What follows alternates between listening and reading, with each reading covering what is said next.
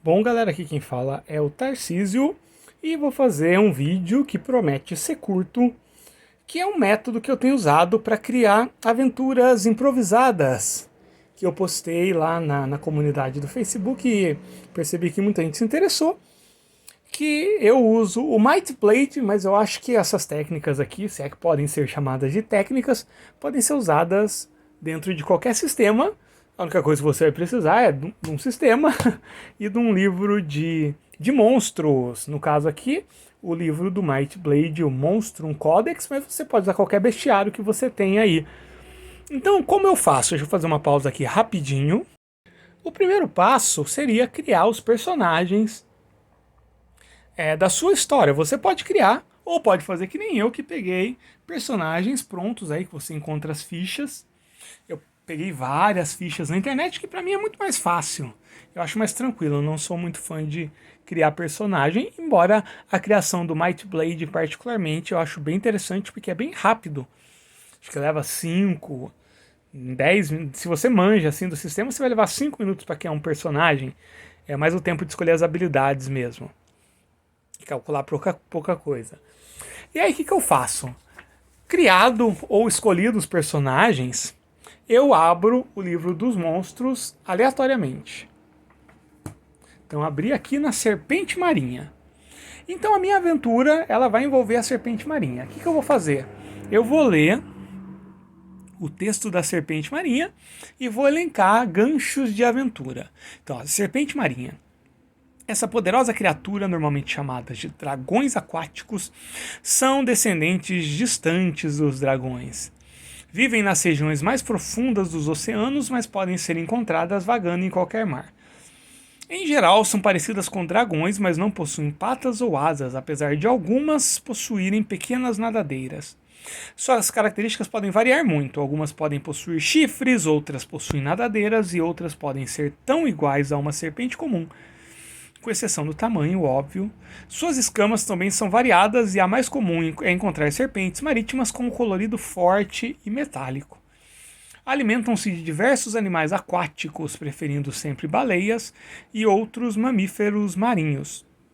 Costumam atacar embarcações apenas por diversão e não para se alimentar. Se um humano lhe perturbar, tentará devorá-lo de uma vez e o impedir que lhe cause mais dano. Então tá aqui a minha serpente marinha. Eu li aqui a descrição dela. Dessa descrição eu vou tirar um gancho. Então a minha aventura vai ser os meus personagens que foram contratados para fazer a defesa de uma embarcação que transportava alguma mercadoria para alguma terra próxima. Então, os meus heróis basicamente foram contratados para evitar piratas e no meio do caminho eles encontram ou a embarcação é abordada por uma serpente marinha. Aqui tem quatro tipos de serpente marinha. Serpente marinha comum, enguia colossal, dragões do oceano e serpente marinha ancestral. São 4. Eu vou jogar aqui e determinar. Se cair 5 ou 6 eu ignoro. Caiu 4. Então é uma serpente marinha ancestral. Eles são abordados por uma serpente marinha ancestral. E a minha cena começa com a aproximação da serpente marinha e os meus personagens nesse barco. Olha só, foram menos de 3 minutos, menos de 4 minutos para começar uma aventura do zero. Isso tanto em grupo, poderia ser em grupo, ou solo. E aí, para o solo, como eu estruturo esse tipo de aventura? Eu vou criar situações que permitam os personagens fazerem testes das suas habilidades, dos seus atributos e, em algum momento ou outro, o confronto com a criatura, que pode ser no sentido de tentar fugir, evadir, enganar ou enfrentar. Nesse caso, enfrentar vai ser bem pouco provável, porque a serpente marinha ancestral tem força 14 e agilidade 10 e tem 500 pontos de vida. Os meus personagens são personagens de nível 1, então não dá para enfrentar diretamente. Então, nesse ponto, a serpente marinha se aproxima e prepara um ataque. Deixa eu fazer uma pausa aqui, que eu vou ler as habilidades da serpente marinha. Ela tem 2 tipos de ataque, mordida e cauda. Então eu já vou criar aqui a primeira tabela, que é o ataque da serpente marinha. E ela tem algumas habilidades, como engolir, imunidade, resistência, perfuração. Ó, ela tem imunidade ao frio. E deixa eu ver aqui como funciona essa habilidade de engolir dela. Então esse engolir é engolir literalmente. Então é como se fosse um terceiro ataque. Então, ó, eu vou colocar assim, ó. 1 a 2 ela tenta atacar com uma mordida. 3 a 4 ela tenta usar a cauda. E 5 a 6 ela tenta usar esse engolir diretamente um dos personagens, que pode ser o personagem meu ou algum NPC, porque tem mais pessoas nesse barco. Bom, então primeiro, a serpente se aproxima. Eu vou fazer aqui a aventura rapidinho. Eu tenho 2 personagens, que é o Samson, que é um mago de nível 1, e o Adrian. Não, vou pegar um bárbaro aqui. Deixa eu ver se eu tenho um bárbaro. O Otar. Meus 2 personagens aqui. Então, tá chegando. O que o Samson vai tentar fazer? Assim que a serpente marinha se aproxima, ele vai tentar soltar uma bola de fogo, que é uma das habilidades que ele tem. Vamos ver como é que funciona a bola de fogo, porque ele vai tentar soltar a bola de fogo na serpente marinha e pretende com isso assustá-la. Aqui a descrição da bola de fogo. Ó. Ela é uma habilidade mágica que tem um custo de 20 pontos de mana e a dificuldade na magia é 10, ela não é tão difícil assim. Você pode disparar uma esfera de chamas de 20 centímetros que ao explodir causa 20 pontos de dano no alvo e 10 pontos de dano em todos que estiverem adjacentes ao alvo. O oponente pode fazer um teste de agilidade, dificuldade 12, para receber apenas metade do dano. Ela tem agilidade 10, logicamente ela vai sofrer só metade do dano, mas quem sabe serve para afugentar. Então, o meu mago, o Samson, ele prepara o feitiço, dificuldade 10, ele usa inteligência, ele tem inteligência 5, provavelmente ele vai conseguir. Então ele faz o teste, 4 ou 5 dá 9. Ele não consegue. Por 1 ponto ele não atinge a dificuldade da magia, ele não gasta os pontos de mana, porque no Might Blade você só gasta se a magia funcionar, mas ele não consegue conjurar. O barco, eu interpreto isso como o barco balança muito, ele não consegue se concentrar, alguma coisa impede a concentração de energia.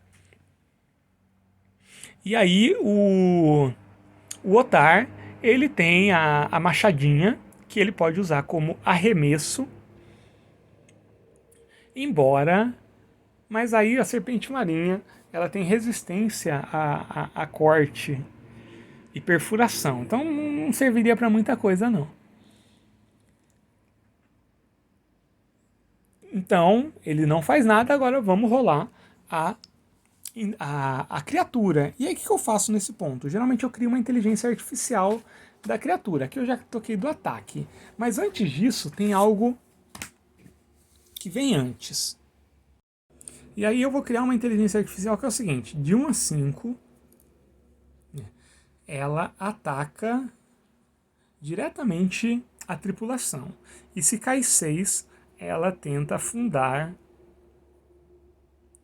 a embarcação. Então deixa eu rolar aqui, 1 a 5 ela vai atacar a tripulação, ou seja, né, vai tentar fazer um ataque buscando os indivíduos que estão dentro do barco, e se cair 6 ela vai tentar derrubar o próprio barco. Caiu 4.